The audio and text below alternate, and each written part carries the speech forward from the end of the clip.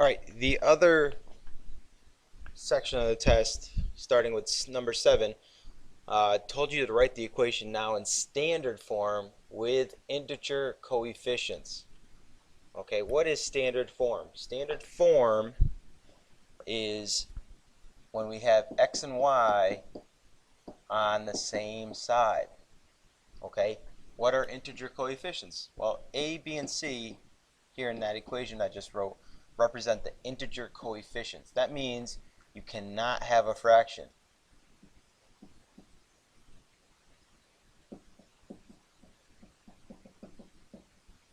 All right, they could be negative numbers, they could be positive numbers. You can't have a fraction. All right, so here with number 7, you notice that x and y are on the same side. Great. The only problem is not all integer coefficients. So what do? We have to get rid of this 1/3. In order to do that, we multiply by the reciprocal of 1/3, which is 3. Remember, the reciprocal is the number flipped. Okay? Or just multiply by the denominator. Times it by 3. Okay? But when we do that, our denominator here is 3, by the way. When we do that, we have to do that to everything in the problem. So we also have to multiply this negative 3y by 3 and the 6 by 3 as well. What happens here is they cancel each other out. It's the purpose of doing it, and we're left with 1x. Then we do 3 times negative 3, which is negative 9y, and then 6 times 3, which is 18. Okay, now we have all integers, 1, negative 9, and 18. Or we could rewrite it as just x, 9y, and 18. Number 8, we do have this fraction here, but we also don't have x and y on the same side. So we have to move this x over to the other side. We have to get rid of it from this side and do the same thing on the other side. So negative 2/5 x plus y, this is a positive y, there's nothing next to it, plus y equals 1. Okay, it's almost in standard form. There's no integer, well, there's an integer coefficient here, that's the invisible one, and we have an integer coefficient here, which is 1. But we have to change this negative 2/5. So we multiply by the denominator, 5. 5's go away. We have to do the same thing to everything in the problem. Negative 2x plus 5 times y, which is 5y, equals 5. All integers, x and y on the same side. We are done. Number 9. Another word problem with 4 parts to it. All right.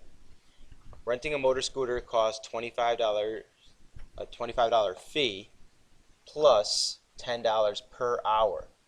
Okay, and we talked about per. Per means we're going to multiply somewhere. Okay? The linear model, now a model is kind of like an equation. Alright, linear equation, same thing. For this situation, relates to the total cost of renting a scooter with the number of hours rented. Hours rented, and here's an x. So per hour per x. Okay? Write a linear model or a linear equation for the number of hours x in terms of total cost y. Okay, costs y. Alright, so we have $25 fee plus $10 per hour. Per is multiplication, so 10 times x. So we can write y equals $25. Alright, the cost, y, equals $25 plus $10 per hour. Now, what's the problem with this?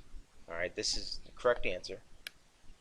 But how many times have we written x last?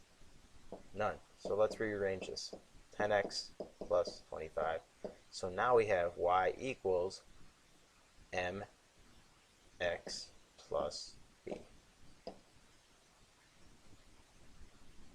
We have to graph this now. How do we graph 10x plus 25?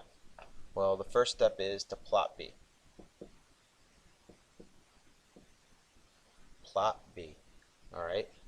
Because our equation is in slope-intercept form. What's b here? B is 25. All right? Here's our problem. Where's 25 on the y-axis? Here's 1, 2, 3, 4, 5, 6, 7, 8, 9, 10. It only goes up to 10. You could go by 5s. 5, 10, 15, 20, 25, 30, 35, 40, okay, so forth and so on.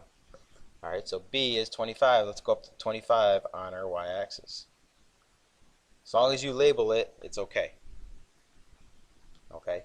Now on the x-axis, this doesn't have to be 5, 10, 15, 20. It should be, but it doesn't have to be. You could do 1, 2, 3, 4, 5.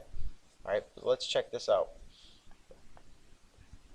Our slope is going to give us our second point. All right, our slope is 10, or 10 over 1. So our rise is 10, our run is 1. So we could go by 1. Let's do it. 1, 2, 3, 4, 5. Excuse me. All right, so we're going to go up 10 and over 1. Up 10, so 30, 35, that's 10. Over 1 on the x. All right, we have 2 points. We can draw a line through the 2 points. All right, now we're talking about money, so do we have to go into the negatives over here? No. Okay, you did this, that's great.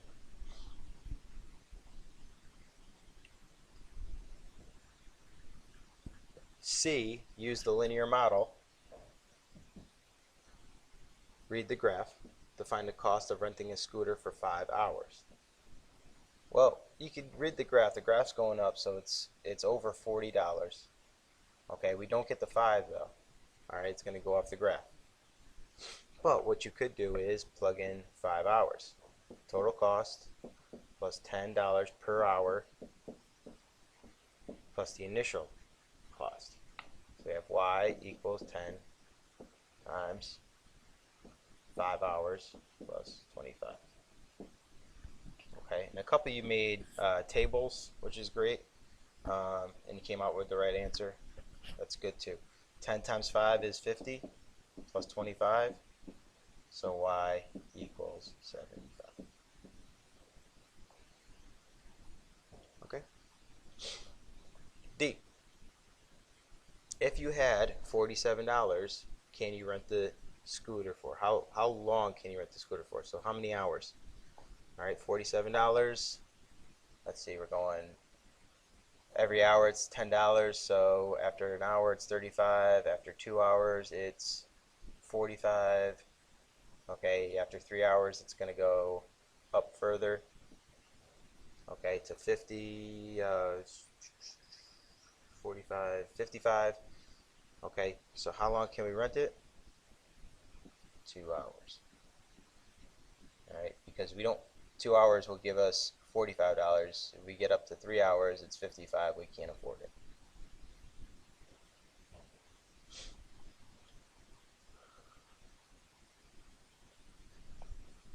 All right, last two. Write in slope-intercept form. So again, we're back to slope-intercept form. Y equals mx plus b. The equational line that passes through the given point. All right, so we have a given point. Where is it? It's right here. There's our point. And is perpendicular to the given line. Where's our given line? This is our given line right here. Okay, so we have to write a line that's perpendicular to this line. What do we know about perpendicular lines? Well, they have slopes that are negative reciprocals. So negative means it's the opposite number, or opposite. We did say opposite in class, opposite, and reciprocals is flipped. So a number flipped. Okay, so what's the slope here? The slope is -3. M is -3. So we make that negative, or find the opposite of that, and that's 3. And then we flip it. So how do we flip 3? Well, got to put a 1 underneath it. So it's 1/3. So our slope for the perpendicular line is 1/3. All right. Now we have the slope and a point. So we're going to use point-slope form.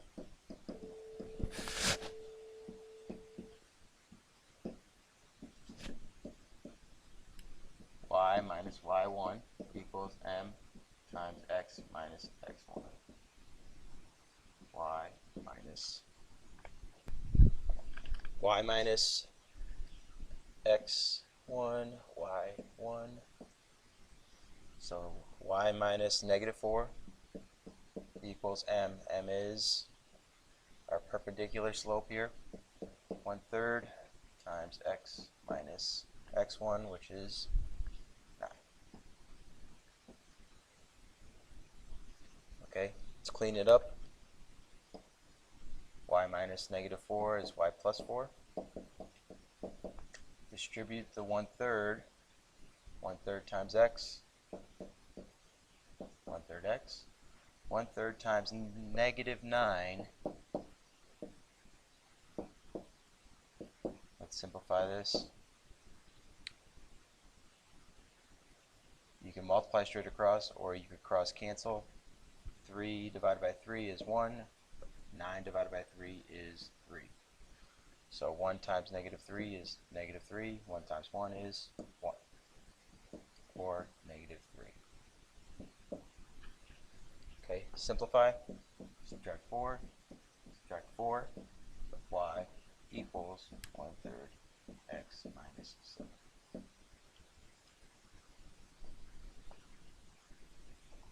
Slope-intercept form. Slope-intercept form. All right, the last one. Same thing. Take the slope. Find the opposite. Opposite of 1/2 is -1/2. And then take the reciprocal of that. -1/2 is -2/1, or -2. So the slope of our new line is -2. We have the slope, we have a point. Okay, so let's use point slope. You really don't have to on this problem because of this, but we're going to do it anyways. Here's the point on our line. It's 0, 0, also known as the origin. Okay, so here's your x value, and here's your y value. Now x is 0, which makes this the y-intercept, or b. Okay, so when we write y equals mx is b, we have b right here, and we actually have m. So we can write the equation right now, but let's use point slope form. Y minus y1 equals m times x minus x1. Distribute the -2. -2 times x is -2x. -2 times 0 is 0. Y minus 0 is y.